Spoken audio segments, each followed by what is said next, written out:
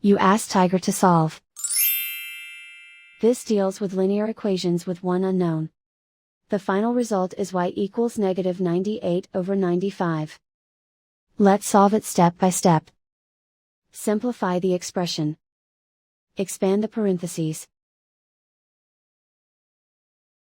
Multiply the coefficients. Simplify the arithmetic. Group all y terms on the left side of the equation. Add 96y to both sides. Group like terms. Simplify the arithmetic. Group like terms. Simplify the arithmetic. Group all constants on the right side of the equation. Subtract 2 from both sides. Simplify the arithmetic.